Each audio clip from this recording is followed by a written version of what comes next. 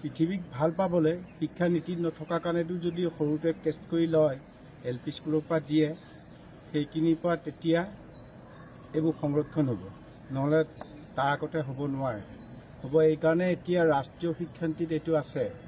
সৰু অৱস্থাৰ পৰা ভাৰতৰ বিভিন্ন কোম্পানীবিলাকে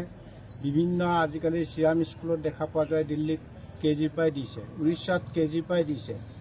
ল'ৰা ছোৱালীক এতিয়া কিন্তু উৰিষ্যা আকৌ গ্ৰীণ হৈ গ'ল বহুত গজাই 12 বছৰত বহুত গ্ৰীণ কৰিলে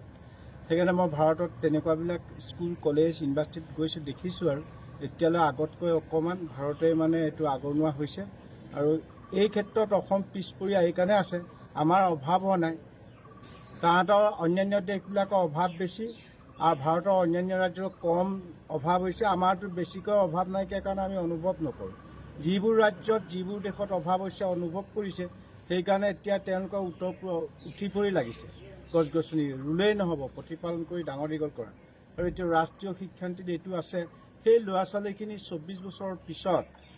তাহাঁতে সংৰক্ষণৰ দায়িত্ব বা প্ৰশাসনত থাকিব এডুকেশ্যনত থাকিব তেতিয়াই পৃথিৱীৰ ভাৰসাম্যটো ৰক্ষা কৰিব আৰু এইটো আদৰ্শ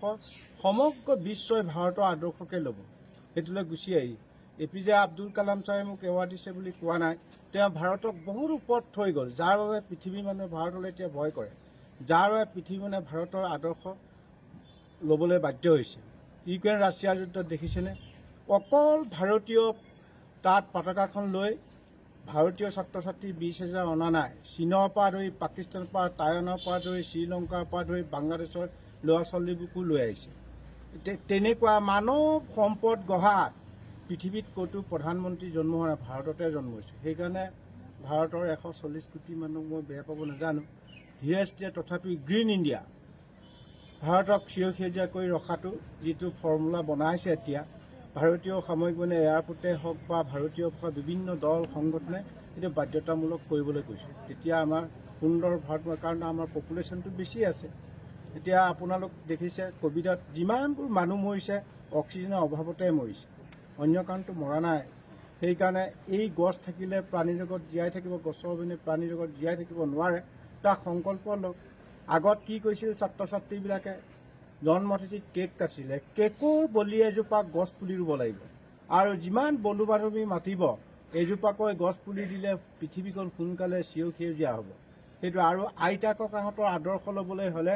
যিদিনাখন মৰিব আইতা ককাহঁত তেওঁলোকৰ নামত এজোপাকৈ গছ পুলি ৰুই দিলে তেওঁ মৰিও অমৰ হ'ব আমাক অক্সিজেন দিলে গছজোপা অক্সিজেন দি থাকিব গতিকে তেনেকুৱাবিলাক ভাৰতবৰ্ষত আছে ৰাতুলত ধৰক মহাৰাষ্ট্ৰত